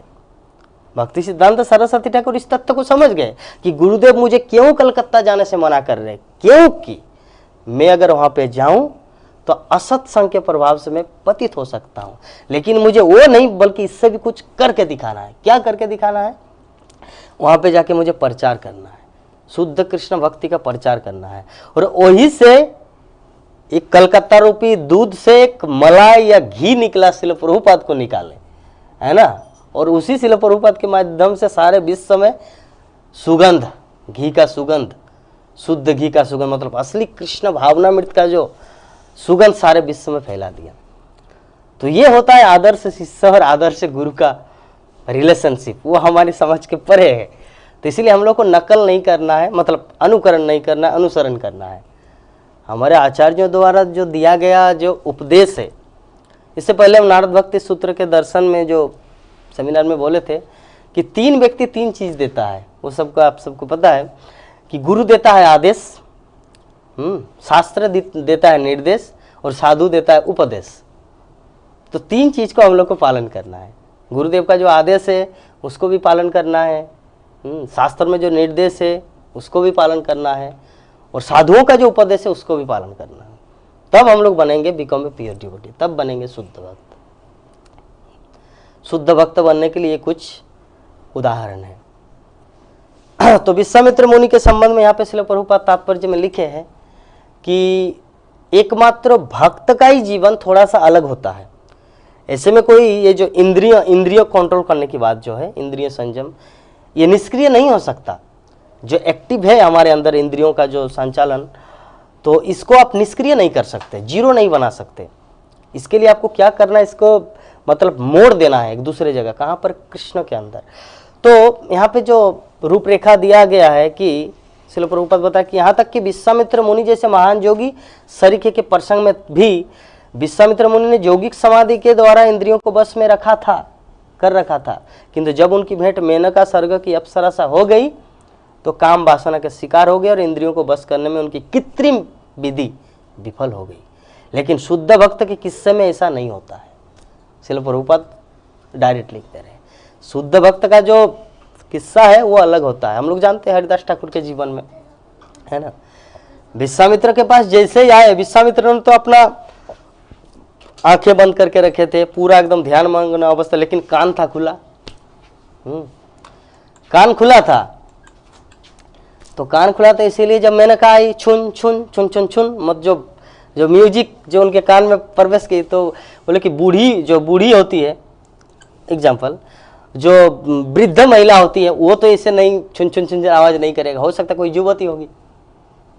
विश्वामित्र मन के ये फील हुआ, जबकि देख नहीं पा रहे लेकिन अनुमान लगा रहे। और जैसे ही मेनका सामने आई और ज्यादा से म्यूजिक बजने लगा, तो आंखें खोला और सामने देखा इतना विश्व सुंदरी मेनका, और उसके प्रेम जाल में फंस गए और हो गया शकुंतला का जन्म। तो ये जोगी के जीवन में होता है। क्यों? क्योंकि वो कृत्रिम प्रयास कर रहे हैं, वो भगवान की शरण नहीं लिए थे। अगर भगवान की शरण लेते तो भगवान उनकी रक्षा करते, लेकिन विश्वामित्र ऐसा किया नहीं था, है ना। तो अगर हम लोग अपने प्लान से भक्ति करना चाहेंगे तो हम लोग विफल हो जाएंगे। इसका जीता जागता उदाहरण सौभरी ऋषि है ना, विश्वामित्र है, और भी बहुत, क्योंकि कुछ ना कुछ ऐसा त्रुटि रहेगा ही, क्योंकि एकमात्र कृष्ण को छोड़कर कोई पूर्ण नहीं है संसार में, सभी अपूर्ण है। रावण के जीवन में भी हम लोग जानते हैं, रावण सब कुछ मांगा था, वो बोले ठीक कोई देवी देवता मुझे मार नहीं पाए, कोई भगवान मुझे मार नहीं पाएगा। तो हम ब्रह्मा ने क्या बताया, ठीक है लेकिन एक व्यक्ति मार पाएगा, वो नर और बंदर। तो रावण क्या बोला, अरे नर और बानर वो तो मेरा खाद्य है, मैं लांच, वो तो मैं खाता हूं, वो मुझे क्या करेगा। ठीक है, ब्रह्मा बोले कि तथास्तु। और अंत में कौन मारा, वही भगवान रामचंद्र नर के रूप में आए और रावण का संहार किया। हिरण्यकशिपु के जीवन में भी ऐसा ही था, है ना, कि रात में न मेरे दिन में मेरे, लेकिन उसको पता नहीं कि संध्या समय भी एक होता है ना, जो रात भी नहीं होता दिन भी नहीं होता, एक बीच का स्थान है, लेकिन उनको पता नहीं था। तो भगवान का मास्टर प्लान, हमारा है ओनली प्लान, तो प्लान से कुछ होने वाला नहीं है। और भी उदाहरण हम लोग देखते हैं कि दुर्योधन और कृष्ण, मतलब दुर्योधन और अर्जुन एक साथ गए थे द्वारका में कृष्ण के पास, बोले कि मुझे 17 अक्षयनी नारायणी सेना दीजिए, तुम तो युद्ध भी नहीं करोगे तो आपको लेने से फायदा क्या। ओके, तो अर्जुन ले लिया, तो कौन जीता, अर्जुन जीता। हाँ, तो इस प्रकार हम लोग देखते हैं कि ये हमारे आचार्यों के द्वारा, भक्तों के द्वारा जो एग्जाम्पल हम सबको मिला है, उनसे सीखना है और अपने भक्ति जीवन को उन्नत करना है। भक्ति जीवन में उन्नत करना, इसीलिए तो श्रवण कीर्तन भक्ति जीवन का सबसे बेस्ट, जो पहला जो विधि है भक्ति जीवन शुरू करने का, वो है श्रवण, और अंतिम विधि भी श्रवण ही है। क्योंकि भगवत धाम जाने वहां भी जाएंगे ना, वहां भी कृष्ण की लीला कथा चलता ही रहेगा, वॉचिंग होगा, श्रवण हियरिंग होगा, कहीं भी ये सब बंद नहीं है। भगवान का नित्य लीला कभी बंद नहीं होता, चलता ही रहता है। तो हरिदास ठाकुर के जीवन में, हरिदास ठाकुर के जीवन में भी तो आया था माया देवी, विश्व सुंदरी, मेनका से भी बड़ी, लेकिन फिर भी हरिदास ठाकुर को घायल क्यों नहीं कर पाया, उसका कारण क्या, सेक्रेट क्या है। सेक्रेट ये था क्योंकि कृष्ण के प्रति शरणागत था और वो अपना बुद्धि का यूज किए थे। भक्तों को अपना बुद्धि का यूज करना चाहिए। बुद्धि का यूज क्यों किया, कैसे किया, गुरुदेव का आदेश था कि 3 लाख माला जप करते, ठीक है 3 लाख माला जब तक नहीं होगा तब तक कुछ नहीं करना। और वो अपना दृढ़ सुदृढ़ भक्ति से कहा जाता है। तो एक पानी तक नहीं पीते थे जब तक उसका 3 लाख माला जप नहीं होता। तो पानी तक नहीं पीते, तो दूसरा लड़की की बात तो दूर रहा। लड़की आई है उनकी वेटिंग में, कम एंड इम्ब्रेस में, मेरे पास आओ मुझे आलिंगन करो। तो बोले कि ठीक है वेट, मुझे पहले इसको फिनिश करने दो। तो हरिदास ठाकुर ऐसा किया, वो सफल हुआ। तो ये है हमारे आचार्य, और विश्वामित्र है जोगी और हरिदास ठाकुर भक्त। तो हम लोग को क्या बनना है, जोगी या भक्त। जोगी जितने सारे होते हैं वो विफल हो जाते हैं, और भक्त जितने सारे वो सफल हो जाते हैं। दूसरा उदाहरण लीजिए दुर्वासा का। दुर्वासा ऋषि तो ब्रह्मचारी थे, जोगी थे, जो वैकुंठ तक बिना हेलीकॉप्टर बिना एरोप्लेन से घूमते थे, लेकिन फिर भी उसको विफल होना पड़ा। कैसे, अम्बरीश महाराज के पास जब श्राप देने के लिए आया तो अम्बरीश महाराज कुछ भी नहीं बोला, एक शब्द भी नहीं निकाला अपने जीवा से, जस्ट ठीक है गुरुदेव एज यू लाइक, आप जैसा चाहते हैं। बोले कि मैं तुम्हें श्राप देता हूँ। श्राप देने से पहले सुदर्शन चक्र आ गया और उनको पीछे घुमाते घुमाते पूरा ब्रह्मांड घुमा दिया। शिवलोक गया, ब्रह्मलोक गया, वैकुंठ गया, भगवान कृष्ण के पास तक गया, लेकिन फिर भी बोला कि इसका उपचार मेरे पास भी नहीं है। सुदर्शन है तो मेरा, लेकिन बात मानता है मेरे भक्तों का। सुदर्शन चक्र मेरा है, लेकिन वो कहना मानते मेरे भक्तों का। तो मैं तो कुछ नहीं बोल सकता, ये सुदर्शन रुक जाओ, इसको मत मारो, मैं नहीं बोल सकता, क्योंकि मेरी बात ही मानेंगे नहीं, मेरे भक्तों की बात मानेंगे। इसलिए बेटर है गो टू अर्थ प्लैनेट, मतलब पृथ्वी लोक में जाओ, और पृथ्वी में जाके मेरे जो भक्त हैं अम्बरीश महाराज, उनके चरणों में अपने आप को सरेंडर करो। तो जैसे अम्बरीश महाराज के पास जाके सरेंडर किया, तो अम्बरीश महाराज क्या बोले? हाँ गुरुदेव तथास्तु, ऐसा बोला नहीं। ऐसे बोले कि अम्बरीश मुझे क्षमा कर दो, नहीं गुरुदेव, आप तो मेरे परम गुरुदेव है। तो ये है भक्त का भाव। तो इस तरह हम लोग देखते हैं भक्तों के जीवन में जितने महान महान भक्त है, यूनिक है, और जोगी जितने सारे फेलियर हो जाते हैं, है ना। तो हम लोग को जोग की पंथा को नहीं अपनाना है, हमारे लिए सबसे बेस्ट है ये भक्ति की पंथा। तो यहाँ पर श्रील प्रभुपाद और भी आगे कुछ उल्लेख किए हैं कि ये जो हमारी इंद्रियां हैं, इंद्रियां तो कुछ ना कुछ मांगते हैं। जैसे हमारी आंखें क्या देखना चाहते हैं? मूवी, क्रिकेट, आपका मूवी, सॉन्ग। लेकिन ये राधा माधव को दर्शन करने में आनंद कब लेंगे? जब हमारी इंद्रियां शुद्ध होगी। तो इंद्रियों को शुद्ध करने के लिए यहाँ पे श्रील प्रभुपाद और एक उदाहरण दे, भगवद गीता का ही, जो विषया निवर्तन्ते रसवर्जंग रपस्व। क्या है माता जी श्लोक? विषय, हाँ, परम दृष्टा निवर्तते। हाँ, परम दृष्टा मतलब जब हम लोग कोई अच्छा टेस्ट प्राप्त करते हैं, तब जो निकृष्ट टेस्ट जो है, उत्कृष्ट टेस्ट को पाने से निकृष्ट टेस्ट हमारा यूं ही खत्म हो जाता है। जैसे उदाहरण स्वरूप इस्कॉन ज्वाइन करने से पहले हम लोग एक जीवन जी रहे थे, है ना, और इस्कॉन आने के बाद भी एक जीवन जी रहे हैं। तो अभी हम लोग को क्या फील हो रहा है? क्या जीवन जी रहे थे यार, एकदम पशु की तरह, लाइक एनिमल। वैसा ही फील होता है ना, अभी भी होता है कि नहीं? पहले हम लोग जो जीते थे जीवन, जब इस्कॉन जगत में नहीं आए थे, तब कैसा फील होता था? अभी क्या फील कर रहे हैं कि जब तक मैं जिया उस समय, बिफोर कमिंग टू इस्कॉन, मैं एक पशु की तरह था, है ना। अभी कितना सुंदर एकदम सदाचारी जीवन है। कुछ हो शरीर से रिलेटेड तो तुरंत स्नान करना पड़ता है ना। ये शुद्धता है, प्योरिटी द फोर्स। तो इस प्रकार श्रील प्रभुपाद के चरणों में हम लोग आत्मसमर्पण करके हम लोग अपने जीवन में कितने उन्नत हुए। जब हम लोग पीछे की तरफ देखेंगे, जब व्यक्ति ऊपर उठता है, जब वो नीचे की ओर देखेंगे, तब उसको पता चल कि मैं कितना ऊपर हूँ, हम कितना नीचे थे। हाँ, तो इसीलिए हम लोग को ये चीज़ फॉलो करना है, हमें आचार्यों की बात को बहुत ही गंभीरता से लेना है। अपने मन की बुद्धि को तभी यूज करना है जब आचार्यों के माध्यम से कुछ अनुसरणीय चीज मिले, अनुकरणीय नहीं, नकल नहीं करना है। अच्छा ठीक है, चलिए अभी कोरोना का मार्केट है, मैं मास्क नहीं पहनूंगा, मैं जाऊंगा, क्योंकि प्रहलाद महाराज को भी तो हिरण्यकशिपु बहुत जगह मारे थे, लेकिन भगवान उनकी रक्षा किए, मेरा भी रक्षा करेंगे, मैं मास्क नहीं पहनूंगा, ऐसे ही कलकत्ता के मार्केट में घूमूंगा। अगर ऐसा करेंगे तो ये तो अनुकरण हुआ ना, ये अनुकरण हुआ। तो भक्तों को अनुकरण नहीं करना चाहिए।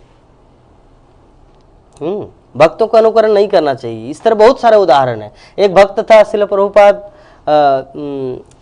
यहाँ पे गंगा में जप करते थे, हरिदास ठाकुर का नकल करने लगे, है ना, बहुत जप करते थे। तो प्रभुपाद बोला कि एक काम करो, तुम आओ यहाँ पर और 3 बार प्रसाद पाओ पेट भर के, और कुछ सेवा करो और जप करो। तो बोले कि नहीं, मुझे हरिदास ठाकुर की तरह जप करना है। बोले कि ठीक है तब करो। अरे तुम, प्रभुपाद कुछ नहीं बोला। हाँ, तो 1 महीना बीत गया। तो प्रभुपाद ने उनके सेक्रेटरी को पूछा कि वो भक्त कहाँ है, अभी जप कर रहे हैं ना 64 माला या 1-2 लाख माला जप कर रहे हैं ना। बोले कि प्रभुपाद उनको तो दिखाई नहीं दे रहे। तो ये कुछ होता है, आचार्यों की बात, हमारे गुरुदेव की बात, अथॉरिटी की बात अगर नहीं मानेंगे, कुछ प्रॉब्लम क्रिएट होगा ही। क्योंकि आचार्य जो है ना, हमारे जो गुरुदेव, जो गुरु परंपरा है, डायरेक्ट वो शक्ति कृष्ण से आ रहा है। और हमारा ये जो मन, हमारा जो बुद्धि है, प्लान है, वो तो हमारे मन के द्वारा कुछ चीज का हम लोग कल्पना करते हैं, तो उसमें तो संभव नहीं होगा ना। जैसे मान लीजिए आपको दूसरा उदाहरण, आप मेडिकल कॉलेज में एडमिशन लिए है, तो मेडिकल कॉलेज में एडमिशन लिए, वो कैसे, कौन सा सिलेबस है, कैसे पढ़ना है, कैसे डॉक्टर बनना, अगर उनकी बातों को पूर्णतः हम लोग पालन करेंगे तो क्या होगा ना, हम लोग एक अच्छा डॉक्टर बन पाएंगे। यस, किंतु अगर हम वहां पे जाके अपनी मनमानी करें, अरे नहीं आप नहीं जानते, इसे पढ़ना है, आपको नहीं पता। अगर अपना मनमानी करे तो तुम डॉक्टर नहीं बन पाएंगे, बल्कि 2 महीना के अंदर आपको वहां से इंस्टीट्यूट से भगा देंगे।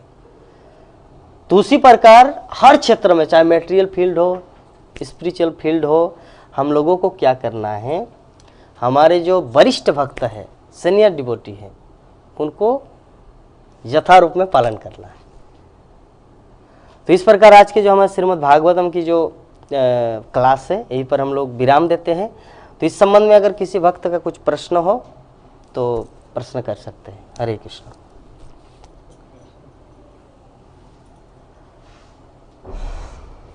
प्रश्न नहीं है, कुछ भी प्रश्न नहीं है। मेरे गुरु महाराज भक्तिचरण स्वामी गुरु महाराज बोलते हैं कि अगर क्लास सुनने के बाद प्रश्न नहीं, इसका मतलब वो सुना नहीं। और दूसरा एक उदाहरण, अगर मान लीजिए क्लास सुनने के बाद आपका प्रश्न नहीं है, इसका मतलब आप पूरी तरह समझ गए हैं। ये 2 ऑप्शन है। तो अभी इनमें से आप कौन है वो आप ही को पता है, या तो पूर्ण रूप से समझ गए। हाँ, वैष्णव, हाँ, वैष्णव अपराध क्या है? वैष्णव अपराध का तो, इसका तो परिभाषा बहुत ही बड़ा है, लेकिन सूक्ष्मता से अगर कहा जाए तो मान लीजिए एक छोटा सा एग्जांपल आपको दे रहे हैं। मान लीजिए एक अपने माध्यम से मैं यहाँ पे क्लास दे रहा हूँ, ठीक है, आप सभी भक्तगण यहाँ पे बैठे हुए हैं। एक भक्त यहाँ पर आया और मेरा चेहरा देखा, चेहरा देखने के बाद वो भाग गया, वो वैष्णव अपराध हो गया। अभी आप पूछे कैसे वैष्णव अपराध हुआ? सूक्ष्म वैष्णव अपराध हो गया। क्यों? क्योंकि मेरे मन में, मैं नहीं, अगर दूसरा भी कोई यहाँ पर व्यासासन में बैठे और वो आए, मेरा चेहरा को देखा, वो वहां से ठीक अंदर घुसा और जैसे मेरे चेहरे को देखा और तुरंत भाग के चला गया, तो उसका वैष्णव अपराध हो गया। आप पूछेंगे कैसे हुआ? ऐसे हुआ, मान लीजिए, चलिए मेरा ही उदाहरण दे रहे हैं। मैं मन में फील करूंगा कि वो जो व्यक्ति है ना, वो जो भक्त है ना, वो मुझे पसंद नहीं करता। पहला थिंग, वो मुझे पसंद नहीं करता, इसीलिए वो क्लास सुनने के लिए यहां तक आया था, इवन रूम जहाँ पे स्टूडियो, जहाँ पे क्लास हो रहा है, लेकिन जैसे मेरे चेहरे को देखा, वो ये प्रभु जी है, चलो भाग जाते हैं, क्योंकि इनके क्लास मुझे सुनना नहीं है।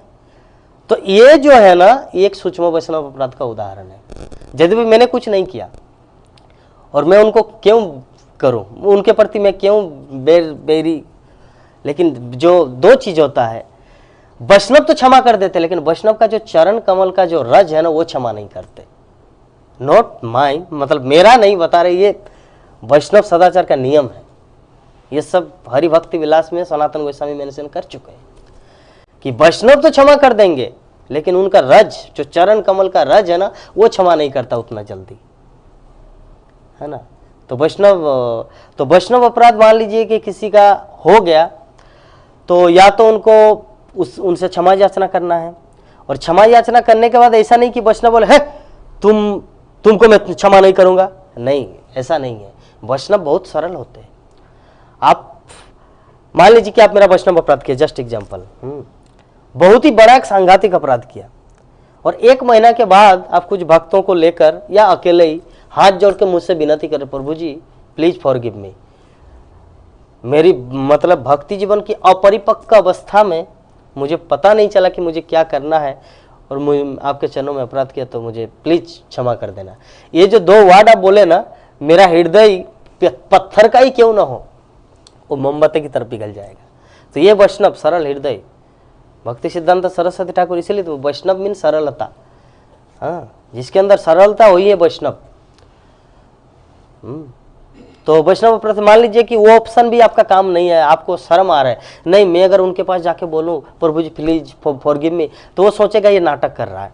एग्जाम्पल, मान लीजिए मैं सोचूंगा अरे नाटक कर रहा है, पहले ही लात मारते और अभी बोलते हैं कि प्रभु क्षमा कर देना, है ना। आप सोच सकते चलिए ऐसा काम, तो आपका दूसरा कोई एक तरीका अपनाना है, जैसे नरोत्तम दास ठाकुर ने अपनाया था, है ना। लोकनाथ दास गोस्वामी महाराज उनको दीक्षा नहीं दे रहे थे, तो लोकनाथ दास गोस्वामी जहाँ पे ये करते थे सोच क्रिया, लघु सोच और विरहत सोच, तो विरहत सोच जहाँ पे करते थे तो अपने हाथों से उसको उठाकर फेंकते थे, कुदाल से नहीं, अपने हाथों से उसको उठाकर साइड करके उससे गोबर में एकदम पूरा क्लीन कर देते थे। फिर दूसरा दिन सुबह सुबह आते थे, फिर वहीं पर सोच क्रिया करते थे, फिर वहाँ पे देखा साफ, फिर जैसे ही चले जाते थे लोकनाथ दास गोस्वामी, वो नरोत्तम दास ठाकुर उसको अपने हाथों से उठा के उसको साइड करते थे। इसे 4 दिन 5 दिन 6 दिन 7 दिन हुआ। बोले कि एक्चुअली होता क्या है, ये ऑटोमेटिक तो कोई सुअर आके तो खाता नहीं है ना, ये तो कोई तो ऐसा कि गोबर का लेप के कहाँ से आता है, उनको डाउट। तो एक दिन क्या वो क्रिया करने के बाद वो एक पेड़ के मतलब पेड़ के नीचे छुप गया। छुपने के बाद देखा कि नरोत्तम दास ठाकुर वो क्रिया कर, तो जैसे ही हाथ से उठाने वाले थे लोकनाथ दास गोस्वामी उनको जाके आलिंगन किया कि नरोत्तम तुम क्या कर रहे हो। बोले कि गुरुदेव मुझे आपसे दीक्षा प्राप्त करना है और आपसे दीक्षा प्राप्त करने के लिए मैं कुछ भी करने के लिए तैयार हूँ। आप तो मुझे देना नहीं चाह रहे क्योंकि डायरेक्ट इग्नोर कर कि मेरे पास योग्यता नहीं, मैं तुम्हें कैसे दीक्षा दे सकता हूँ। तो चलिए जब आपकी कृपा होगी इसीलिए मैं आपका सेवा करता हूँ। ये है अलक्ष्य मतलब कृपा करना, मतलब क्या बोलते हैं सेवा करना। आप डायरेक्टली भी सेवा कर सकते हैं और इनडायरेक्टली भी सेवा कर सकते हैं। इनडायरेक्टली अगर सेवा करेंगे तो वैष्णव अपराध से बच जाएंगे, ये है विषय। हाँ माता जी, हाँ आप क्लियर, ठीक है। मेरा कहना ये है कि यदि हमारी कोई सुकृति हो या गुरुदेव का आदेश हो, हम यहाँ आए, यहाँ आने के साथ साथ ऐसा नहीं कि हम कोई सन्यासी नहीं या कर्मचारी नहीं, कुछ जिम्मेदारी भी लेके आए, है कि नहीं। और ये जिम्मेदारी को हम मुंह मोड़ लेंगे और सदा देखिए भक्ति जैसा मेरा होता है, मैं सोचती हूँ दर्शनार्थी जाऊँ, मगर मेरी जिम्मेदारी क्या है, गुरु महाराज ने क्या बोला है, आपको किस लिए भेजा है, उनकी हेल्प करने के लिए। उनकी छोटी बेटी है, हाँ उनका कुछ है प्रॉब्लम, उनका पति यहाँ नहीं रहता, तो आप उनकी जिम्मेदारी लेना चाहिए। तो मैं ये छोड़ के नहीं मैं धाम में आई हूँ पहले दर्शनार्थी करके बोले, तो मैं दोनों तरफ से अपराध कर रही हूँ। क्यों ऐसा मुझे लगता है। ऐसा कैसा कि उनको अकेले छोड़ के, उनका कुछ काम है वो छोड़ के हम मंदिर भाग जा रहे हैं, और मंदिर में गए तो ध्यान नहीं लगता क्योंकि हमने उनको अकेले को छोड़ा। ये प्रैक्टिकल हो रहा है तभी मैं बोल रही हूँ।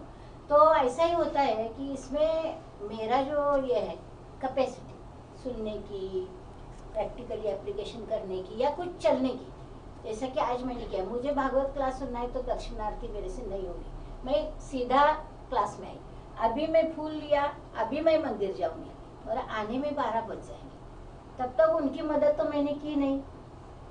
तो एक दिन क्या हो जाएगा, वो बोलेगी अपने माध्यम से नहीं दूसरे माध्यम से बोलेगी, इतना बुढ़ापा होने पर भी मंदिर मंदिर करती है, क्लास क्लास करती है, तो आप अपने घर में बैठो, इसमें मेरा भी नुकसान है।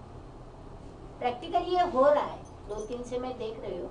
मंदिर का बहुत शेड्यूल टाइट है, राधाष्टमी है और कुछ है और कुछ है, और मैं खुद तो अकेले भाग नहीं सकती, है कि नहीं। तो मुझे क्या होता है, हायर चीज कभी कभी छोड़ना पड़ता है, मैं छोड़ती नहीं, मैं दूसरे मोड से मैं सुनती हूँ, मगर प्रैक्टिकली मुझे फील होता है कि इधर भी अपराध हो रहा है, इधर भी अपराध हो रहा है, ऐसा होता है। तो इसमें कैसे करना चाहिए, गुरुदेव ने क्या बोला, प्रीचिंग करती थी तो गुरुदेव ने क्या बोला, अभी ऑनलाइन एकादशी के दिन सिर्फ प्रीचिंग है, हफ्ते में एक बार नहीं तो 15 दिन में एक बार करने का, जैसे कि अंदर जो हमारे अंदर जो भक्त है, जो डिवोटीज है, उनका नरिश कर सके, है कि नहीं। और दूसरा ये कि मुझे आगे जाना है, भक्ति में बहुत कुछ पाना है मुझे। मैंने आपको बोला कि मुझे श्रवण का बहुत इंटरेस्ट है, मगर मैं नहीं कर पाती डायरेक्ट आके कभी कभी। तो क्या होता है, मुझे गिल्टी फील होता है, यहाँ भी अपराध किया हमने, यहाँ भी अपराध, काय के लिए हम यहाँ बैठे, काय के लिए बैठे, कम से कम एक बार दर्शन तो लेना चाहिए राधा माधव जी का, है कि नहीं। कम से कम एक बार किसी का भी, गुरु महाराज का होता है, आपका होता है, और किसी सीनियर डिवोटी का होता है, भागवतम को सुनना चाहिए। तो मैं कहीं ना कहीं माध्यम ढूंढूंगी, ये मेरा हो रहा है, वो बोल रहा है। तो मैं क्या करती हूँ, जो भी मेरा टाइम है खुद का, वो मैं उसमें लगा देती हूँ। मगर किसी भी कारण से मुझे क्या करना है, ये सब बैलेंस करना है, और मेरी शक्ति उसमें साथ नहीं देती, तो मुझे क्या करना चाहिए।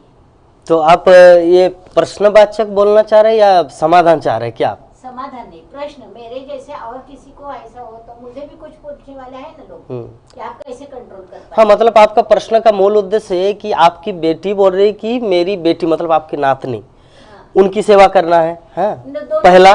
और मतलब आपके गुरुदेव गोपाल कृष्ण गोस्वामी महाराज ने ये इंस्ट्रक्शन किए हैं कि आपकी नातनी को थोड़ा अच्छी तरह गाइड कीजिए ताकि मायापुर धाम में वो सुंदर भक्त बने, हाँ लाइक दैट। पहला प्रश्न। और दूसरा क्या इसमें कंफ्यूजन क्या हो रहा है आपका? और दूसरा साथ में एक चीज बोले थे ना, साथ में कि यदि मायापुर धाम में मैं आई हूँ, हाँ हाँ, तो मुझे कुछ भक्तिमय क्रिया। ओ अच्छा अच्छा, समझ गए। मतलब मायापुर धाम में रहने का जैसे मंगल आरती अटेंड करना, दर्शन आरती अटेंड करना, फेस टू फेस भागवतम कथा सुनना है। तो मतलब ये दोनों में से मुझे क्या करना चाहिए, आप कंफ्यूजन में। तो देखिए माता जी, इसमें जो पहली बात, इसके अनुसार तो आप पहले ही ऑलरेडी दे चुके हैं, बैलेंस की बात है।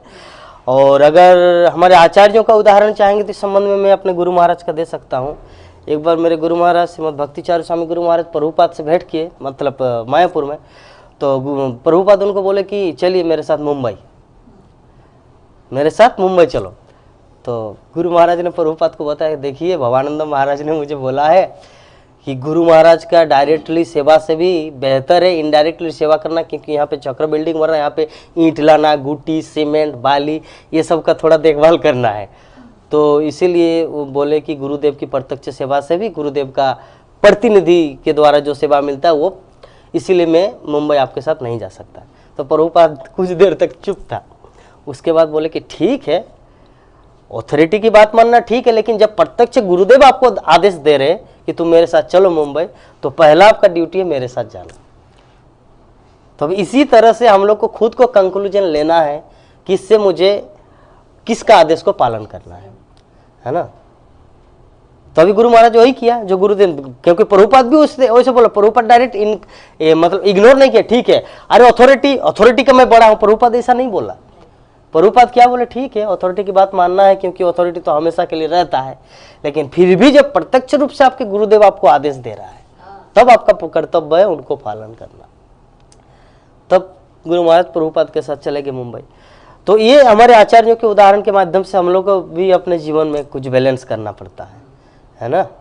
आपके गुरुदेव बोले हैं, गोपाल कृष्ण गोस्वामी महाराज बोले हैं कि ऐसे आप करना है, और साथ साथ में आपको ये भी देखना है कि आप मायापुर धाम के मायापुर चंद्र की दासी है ना। तो मायापुर चंद्र की दासी मतलब अभी मायापुर को भी आपको देखना है, महाप्रभु को भी देखना है ना, उनको भी दर्शन करने एक बार आना है। सिर्फ बेटी के लिए ही आपको गुरु महाराज ने नहीं भेजा, उनकी बेटी की सेवा के लिए रसोई करना लाइक दैट, उसी के लिए नहीं भेजा, उसमें और भी वैष्णवों की सेवा। मान लीजिए अगर यहाँ पे कोई भागवतम प्रवक्ता यहाँ पे भागवतम क्लास दे रहे, मान लीजिए यहाँ पे कोई नहीं है, अगर आप अकेले है ना, फिर भी उसको फील होगा हाँ भाई कोई तो है, तो इसमें भी एक वैष्णव सेवा हुआ है ना, ये भी एक वैष्णव सेवा है। तो इसीलिए मायापुर धाम में रहने के लिए आपको हर चीज का बैलेंस करना है माता, हर चीज का, और अपना बुद्धि का प्रयोग बहुत करना है। हाँ, अपना बुद्धि का यूज अगर नहीं करेंगे, जाचे तो जाचे ट्रेन की तरह, तो कुछ होने वाला नहीं है। अपना बुद्धि का यूज करना है ना। प्रभुपाद ने इसका यूज किए हैं कि जब प्रभुपाद जब भक्ति सिद्धांत सरस्वती ठाकुर दीक्षा दे दिए, उसके बाद गौड़िया मठ चल रहा है, भक्ति सिद्धांत सरस्वती ठाकुर चले गए अपने धाम, मतलब नित्य धाम में 1936 में तो दीक्षा दी, 1933 को दीक्षा दिया प्रभुपाद को।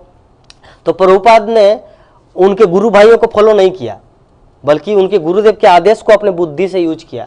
वो उनके गुरु भाई क्या कर रहे थे, द्वार द्वार में जाके भिक्षा मांगते थे, जैसे वृंदावन राधा कुंड में आपका क्या करते हैं उसे माधुकरी। तो ऐसे सिस्टम, तो प्रभुपाद ने सोचा ऐसे सिस्टम अगर हम चालू करेंगे ना, तो मैं सारे विश्व में कृष्ण भक्ति को फैला नहीं पाऊंगा। तो प्रभुपाद ने क्या किया, अपना टेक्निक अपनाया। Purity and technique, two things मतलब जरूरत होता है। अपना शुद्धता भी रहना चाहिए भक्ति जीवन में, दूसरा है टेक्निक, कैसे इसको और आगे बढ़ाना है। तो प्रभुपाद ने दोनों चीज को यूज किया। तो उसी प्रकार हम लोग अपने बुद्धि को बहुत ही सोचना है कि क्या करना है मुझे, क्या नहीं करना है। और भगवान तो ददामी बुद्धि जोगम तम जन्म आमु उपजानते थे, मतलब भगवान वो बुद्धि देता है मुझे क्या करना चाहिए नहीं करना चाहिए, है ना। तो इसीलिए लास्ट में हम जस्ट 1 मिनट का समय लेके आज की हमारी कथा को यहीं पर विराम देंगे कि जैसे एक कथा आते हैं कि किसी के घर में एक बूढ़ा बाप है, तो बूढ़ा बाप वहाँ पे मर रहा है, एक एक बूंद पानी के लिए तरस रहा है। तो वहाँ पे घर में एक युवक है, उनके पिताजी की सेवा कर रहे हैं, एक एक बूंद पानी उसके मुख में डाल रहे हैं, क्योंकि मरने वाले कुछ देर बाद, बाप की सेवा कर रहे हैं। और दूसरा साथ ही साथ उस गांव में बहुत सारे डाकू आ गए, युवतियों को ले जा रहे हैं। गांव में जितने सारे लड़की है, सुंदरी लड़की, उन सबको डाकू लोग आके, चोर लोग आके एक एक करके अपहरण, किडनैप कर रहे हैं। और वहां पे जो युवक जन है वो एक पुलिस की तरह है, उनके पास क्षमता भी है। तो अभी उस परिस्थिति में वो क्या करे, वो बूढ़ा बाप को एक एक बूंद पानी पिलाए या डंडा लेके या बंदूक लेके वो चोरों को मतलब डाकुओं के साथ मुकाबला करे, क्या करे? तो इसमें धर्म जो है ना, धर्म सबका व्यक्तिगत होता है। अभी वो क्या करे, वो सोच सकता कि नहीं ये तो बूढ़ा बाप, ये तो मरेगा ही, हो सकता 5 मिनट बाद या 10 मिनट बाद या 1 दिन बाद या 1 साल बाद, लेकिन वो जो युवती है अभी तक वो लोग दुनिया देखी नहीं। तो मेरा पहला कर्तव्य उनको जाके बचाना है ना। तो अभी कोई उसको जाके समझाएगा नहीं, ए पुलिस, ए युवक, तुम अपने पिता को छोड़ के ये करो, वो कोई आके समझाएगा नहीं, उसको खुद को, उसको अपना बुद्धि को यूज करना है कि मुझे क्या करना है। तो उसी प्रकार हम लोग अपने भक्ति जीवन के क्षेत्र में यही सबके जीवन में लागू होता है कि हम लोग को क्या करना है। घर में लड्डू गोपाल है और यहाँ राधाष्टमी भी हो रहा है और वहाँ का कूपन भी मिला है मुझे प्रसाद के लिए सुलभ किचन में। तो अभी क्या सुलभ किचन में जाके प्रसाद पाऊँ, इनको गोपाल को भूखा रखूँ? ये बुद्धि अपना यूज करना है मुझे। यहाँ इनके लिए भी प्रसादम मतलब भोग तैयार करना है और वहाँ पे जाके भी खाना है, क्योंकि वो राधा रानी का डायरेक्ट कृपा है, मायापुर राधा रानी का सुलभ किचन या गदा किचन जो भी है। और ये लड्डू गोपाल जो, ये भी साक्षात भगवान है। ब्रजेंद्र प्रतिमा न हो तुम्हें साक्षात ब्रजेंद्र नंदन। तो मुझे दोनों को बैलेंस करना। तो जो धर्म है ना, ये हमारी अपने बुद्धि का यूज करना है, क्या करना है क्या नहीं करना है। ठीक है, तो इसी के साथ हम लोग आज की हमारे श्रीमद् भागवतम की कथा को यहीं पर विराम देते हैं। अच्छा प्रभु जी, मान के चलिए अगर उस चीज को मेंटेन नहीं कर पा रहे, कौन सा चीज को? जो नया भक्त है, हाँ, जैसे आप बोले ये परिपक्व अवस्था में या कुछ स्टेबल भक्ति में बहुत दिन से है, तो वो अपना बुद्धि से उसको मेंटेन करते हैं। जो नया भक्त है जैसे हम लोग हैं, हम लोग तो उतना मैंने परिपक्व नहीं है कि इस समय अभी हमको कौन सा मैंने अप्लाई करना है, किस तरह से बैलेंस करना है। वो जिस अभी तक मतलब हम लोग का जो जैसे छोटे बच्चे का है, वो तो मतलब अभी 10 क्लास के स्टूडेंट की तरह तो वो पढ़ाई नहीं कर सकता। तो उसी प्रकार से हम लोग तो अपनी बुद्धि को उस स्तर पर अभी हम लोग नहीं गए हैं कि हम अपना स्तर से 2 चीज जब प्रेशर आए तो कौन सा सेलेक्ट करें। उस तरह का बुद्धि अगर अभी हम लोग का नहीं हुआ तो क्या कर सकते हैं वैसा? देखिए, वो बुद्धि के लिए तो आपको एक दिन में तो होने वाला नहीं है। प्रारंभिक अवस्था में सभी फेल कर जाते हैं। बच्चे जब साइकिल सीखता है तो ऐसा नहीं कि पहले दिन साइकिल सीखा तो एकदम उड़ के चला जा रहा है, गिरता है, चोट लगता है, फिर डॉक्टर के पास ले जाते हैं, है ना। वो साइकिल सीख रहा है आपका लड़का, तो आप क्या करते हैं, वो गिर गया तो आप उसको डॉक्टर के पास ले गए क्योंकि पट्टी बांधने के लिए। लेकिन क्या वो साइकिल सीखना क्या छोड़ते हैं? नहीं छोड़ते। या उससे भी जो छोटा बच्चा है जो चलना सीखते हैं वो गिर जाते हैं लेकिन फिर चलते हैं। तो इसी प्रकार हमारे भक्ति जीवन में भी एक बच्चे की तरह, हमारा भक्ति जीवन जो है ना एक बच्चे की तरह हमारा जीवन है। हम लोग अभी चलना सीख रहे हैं या साइकिल चलाना सीख रहे हैं, है ना। तो अभी थोड़ा सा अप डाउन होगा। अभी हम लोग उतना परिपक्व अवस्था में नहीं है कि तुरंत मुझे सेलेक्ट करना है कि गुरुदेव मुझे कलकत्ता जाने के लिए मना किया है तो मैं जाऊं या लाइक दैट। तो अभी हम लोग उस परिपक्व अवस्था में नहीं है, लेकिन ट्राई करना है, अपना बुद्धि का यूज करना है। इससे धीरे धीरे करके उस परिपक्व अवस्था में आ जाएंगे। हाँ, एक दिन में संभव नहीं है। मेरे गुरु महाराज बोलते हैं ओवरनाइटली कुछ एक शेड्यूल बना दिए, हाँ, ये शेड्यूल में चलना। उस शेड्यूल को मेंटेन करने के लिए अब आप चाहिएगा कि मेरे तरह से, जिस तरह से आप 25 साल या 20 साल इसमें दे चुके हैं, आप उस तरह से अपना मैंने जीवन को ढाल चुके हैं।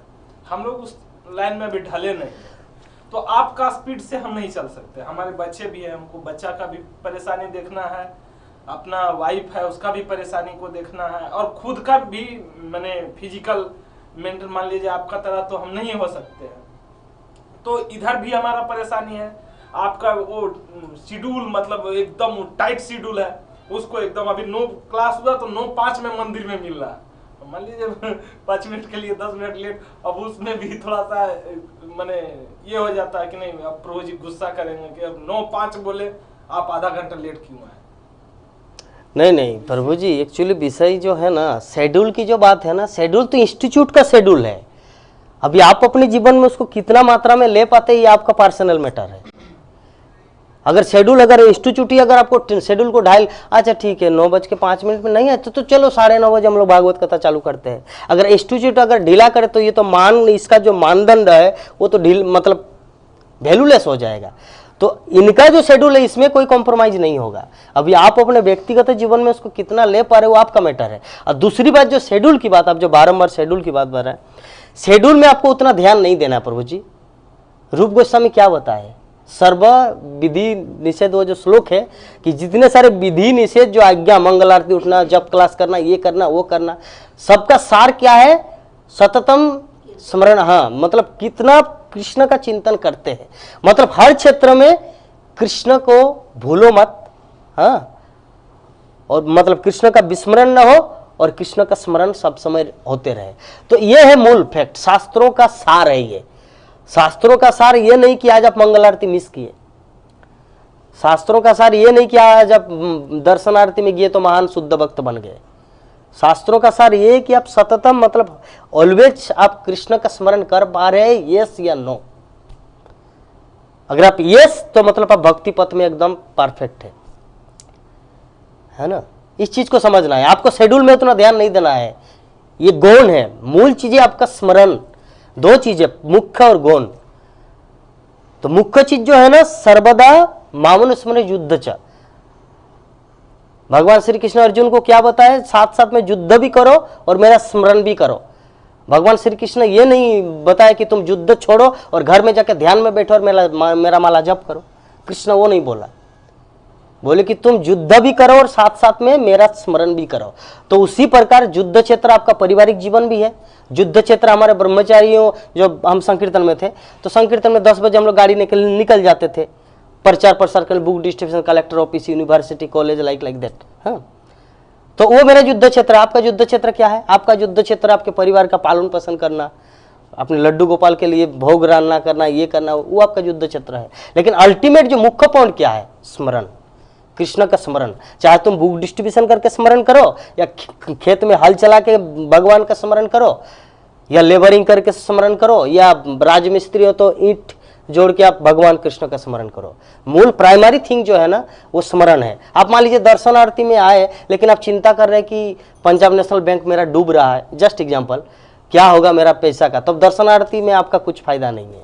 मूल चीज आपका चेतना कहाँ पर है, ये है मूल विषय। तो ये चीज को आपको लेके चलना, मुख्य चीज को ध्यान दीजिए। गौण, ये सब गौण है ना।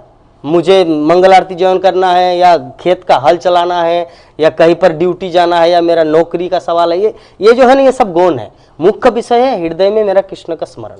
प्रभु जी हमको 9 बजे मंदिर में बुलाया। हाँ, 9 बजे कोई बात नहीं, देश काल पात्र है, कभी कभी ऐसा हो जाता है, इसके लिए उतना चिंता की बात नहीं। तो चलिए आज की कथा को हम लोग यहीं पर समाप्त करते हैं। वांछा कल्पतरुभ्यश्च कृपा सिन्धुभ्येव च पतितानां पावनेभ्यो वैष्णवेभ्यो नमो नमः। हरे कृष्णा कृष्णा कृष्णा हरे हरे, हरे राम राम राम हरे हरे। जय ग्रंथराज श्रीमद् भागवत महापुराण की, अनंत कोटि वैष्णव भक्त वृंद की, जगत गुरु शिल प्रभुपाद की, निताय गौर प्रेमानंदे।